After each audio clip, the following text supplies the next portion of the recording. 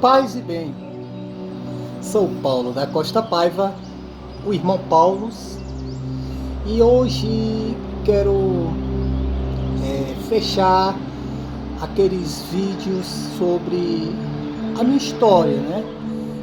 Sobre o contexto de tudo que eu já passei dentro da igreja. Não se incomodem com esse barulho de helicóptero. Eu vivo na periferia, sabe? E existe perigos aqui na periferia de conflitos, né, entre grupos, né, entre facções. E vivemos realmente num clima muito tenso, né? Um clima de guerra, verdadeiramente de guerra. Eu moro aqui em Fortaleza, no Grande Pirambu, uma das maiores favelas da América Latina, né? Uma das maiores favelas aqui da região nordeste do Brasil. Tivemos a graça de ter grandes homens que ajudaram no progresso do bairro. Entre eles nós temos o Dom Hélio Campos e o nosso Padre Caetano, que trouxe um progresso, principalmente aqui para o bairro do Cristo Redentor, né, onde eu moro, que faz parte do Grande Pirambu. E são duas pessoas que eram sacerdotes, estavam a serviço do povo e da comunidade, onde a igreja se fazia presente, transformando a realidade, buscando resgatar a dignidade do ser humano como filhos de Deus. E voltando ao assunto, então, como eu já deixei bem claro, não se incomodem com esses barulhos de helicóptero, de polícia, que isso se tornou até comum na periferia, né? Então a gente, como cristão, como católico, buscamos dar esse testemunho diante de todas as tribulações, né? E ser luz, talvez para muitas pessoas aí que já está sem esperança, né? Atingido pela violência, que perderam afetos, perderam pessoas próximas, que estragamos a esperança para esse povo. E então, vamos lá, né? Esse barulhinho aí vai acompanhar a gente aí por um bom tempo.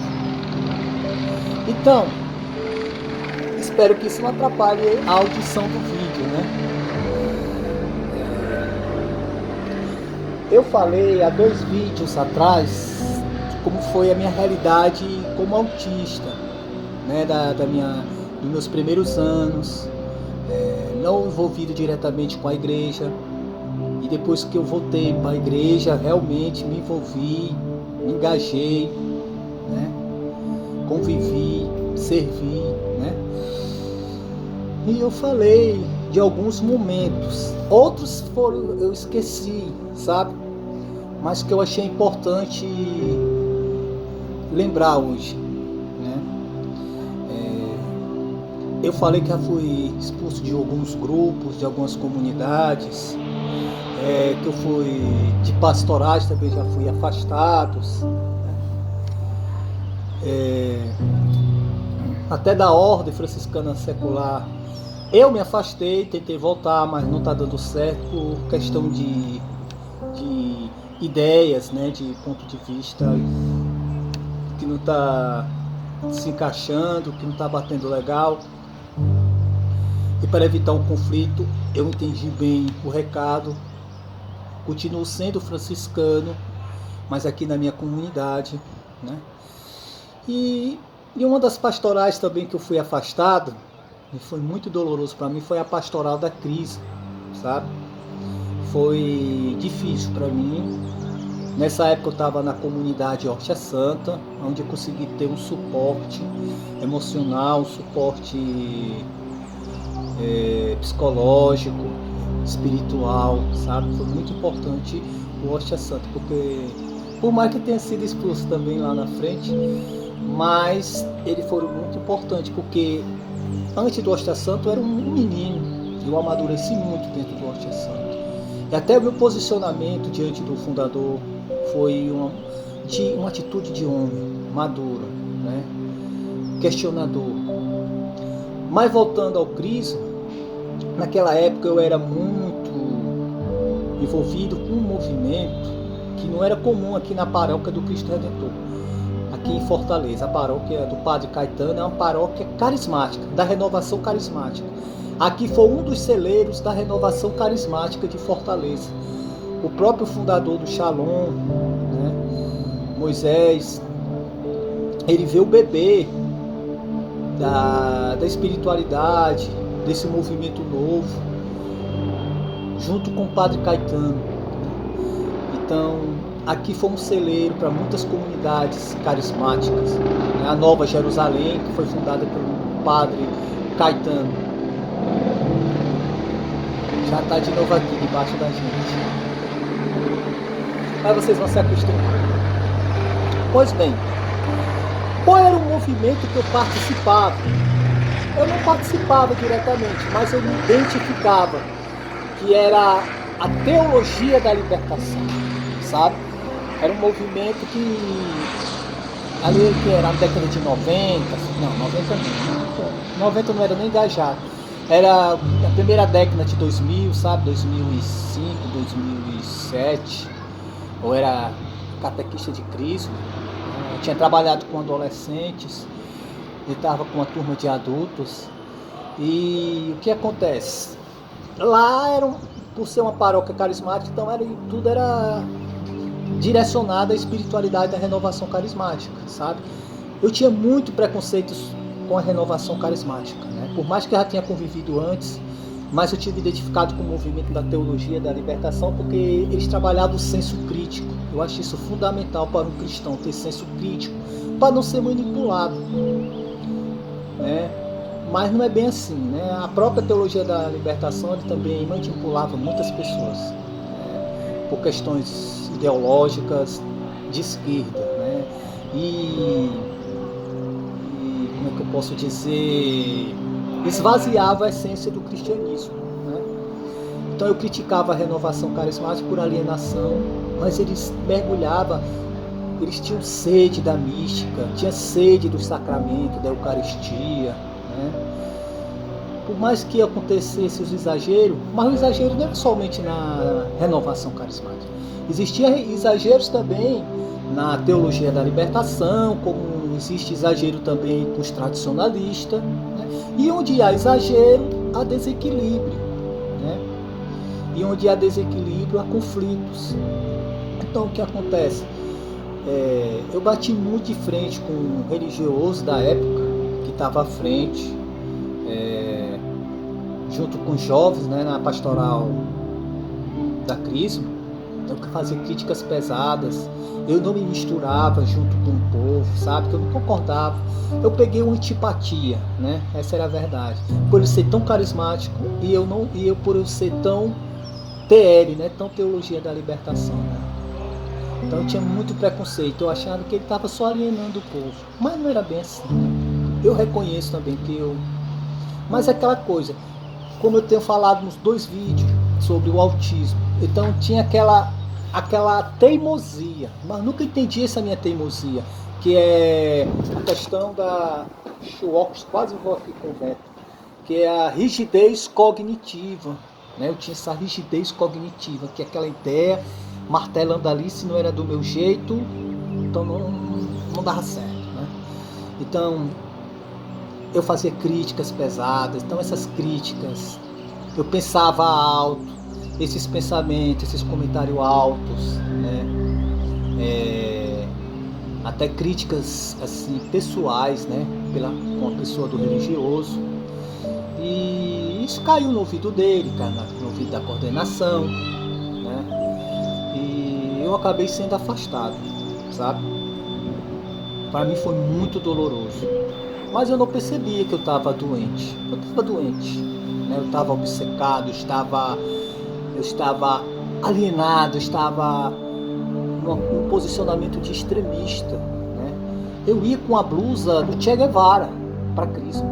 Imagine só, um catequista de Crisma, de adolescente, indo com a blusa do Che Guevara, né? É algo assim totalmente contraditório, por mais que muitos movimentos sociais, da própria teologia da libertação, das células, você vê muita gente com a camisa de Che Guevara, que foi um revolucionário argentino que ajudou Fidel Castro, né, na revolução em Cuba, né, que se tornou uma ilha comunista, né, que sofreu todo o boicote americano, né, dos encargos comerciais, né, e se permaneceu pobre, né, uma ilha pobre, que até hoje permanece pobre.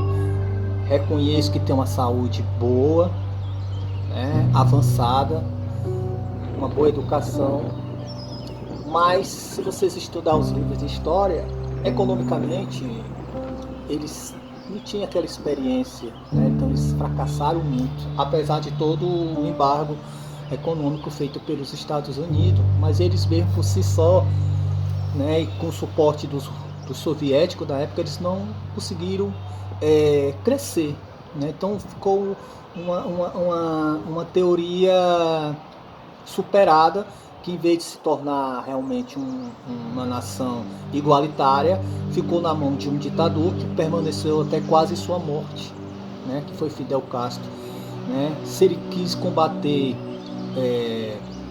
as injustiças, quis combater o totalitarismo dos poderes capitalistas, neoliberais, que era o quintal dos Estados Unidos, na verdade, mas ele se tornou um ditador.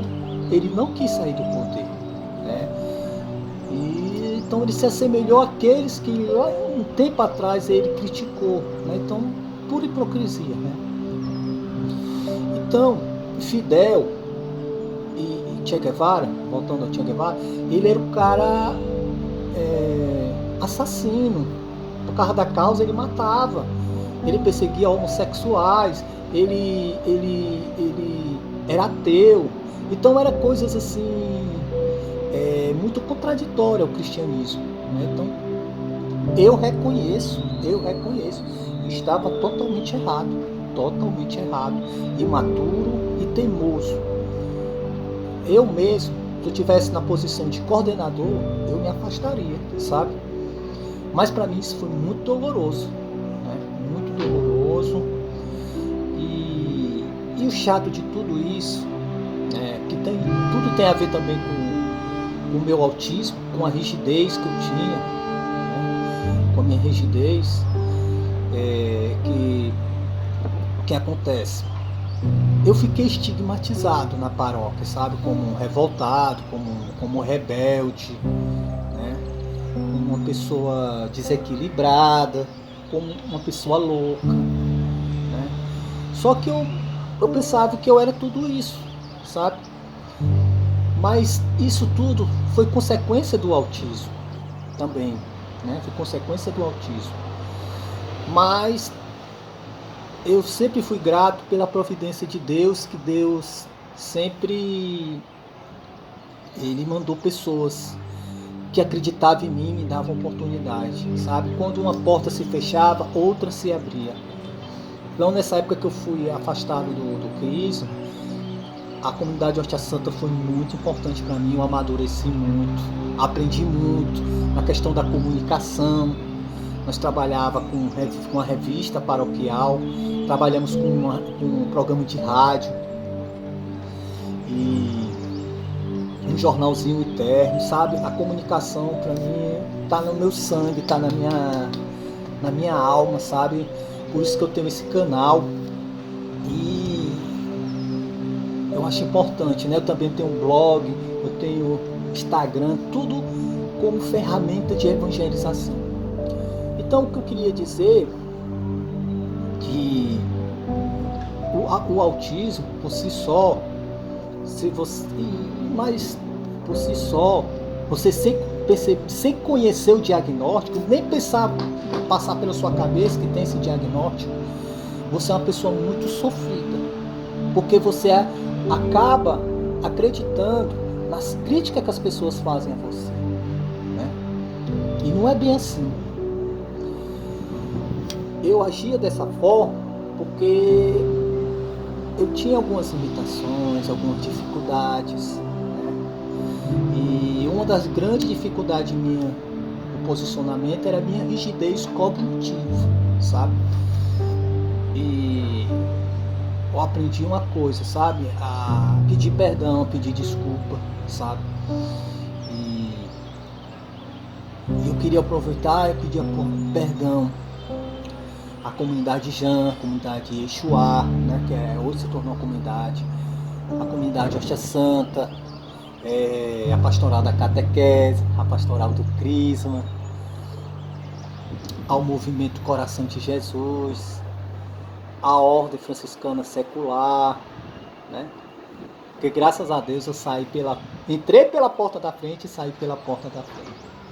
Tentei entrar, mas não estou conseguindo. Mas ninguém nunca sabe o dia de amanhã, né? E eu compreendo e respeito o posicionamento da ordem franciscana secular por temer qualquer ligação com a tradição, com a regra primitiva, que hoje eu vivo e eles não veem com bons olhos. Eu respeito o posicionamento deles, mas também eu respeito o meu chamado, a minha espiritualidade e tudo que eu estou vivendo, que eu acredito que é de Deus, né? Não existe pecado nenhum você querer viver a tradição, viver os princípios, a vivência raiz dos primeiros irmãos penitentes. E é isso que eu faço. Hoje estou com o meu hábito mais solene, fiz a minha oração, senti tocado no meu coração em fazer esse vídeo, tá certo? Então eu peço perdão também a alguns religiosos, a alguns padres. Eu já pedi pessoalmente. Hoje eu estou em paz, porque eu aprendi uma coisa. Eu aprendi de uma forma muito dolorosa, mas eu aprendi. E eu só tive essa consciência depois que eu tive uma febre muito grande. Eu estava participando de uma missa, eu estava com uma febre altíssima. Eu estava já na segunda vez de Covid. Graças a Deus que na segunda já tinha sido vacinado. E olha que eu tenho asma. Assistindo uma missa pela televisão, né? Aquela febre alta me deu. O padre estava falando sobre perdão, sobre reconciliação. No mesmo dia, na hora que acabou a missa, eu já fui pedindo perdão a todas as pessoas que eu machuquei, que eu magoei, sabe? Porque eu vou dizer uma coisa para vocês. Cada um tem sua opinião, cada um tem seu ponto de vista. Nós não somos dono da verdade. Não cabe a nós também julgar o outro, condenar o outro. O que cabe a nós é dialogar. E quando não acontece mais o diálogo, a melhor coisa que as pessoas fazem é silenciar, né? Por respeito ao outro, né? Pelo zelo da dignidade de ambos, né? Porque uma discussão, um conflito não vai chegar a nada. Enquanto há um diálogo, uma troca de ideia, respeito, tudo bem, todo mundo cresce. Mas quando duas cabeças estão batendo, eles vão ficar se machucando até cair no chão. Então, o que eu aprendi? Hoje eu não perco mais tempo fazendo críticas. Não vou criticar movimento nenhum. Todo movimento tem seus pontos positivos, como tem seus pontos negativos. O que é de Deus permanece, o que não é, vai passando. Teve a sua importância histórica, mas ficou no passado, né? Foi ultrapassado, está obsoleto, né? Então a gente tem que vivenciar segundo a vontade do Espírito Santo, ter essa sensibilidade, né? Então hoje eu quis concluir todo esse momento difícil de conflitos, né, de dificuldade que eu tive no caso do autismo. Hoje ainda tenho dificuldade? Tenho dificuldade, mas aprendi muito também.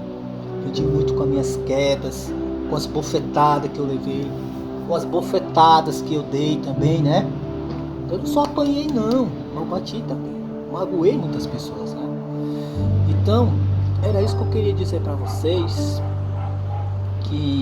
que a gente busque a cultura do diálogo, da paz, né? Que sejamos pontes e não muros.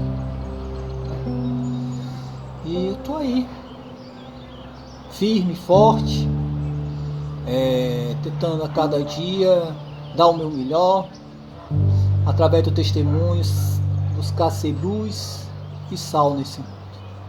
Amém? Paz e bem.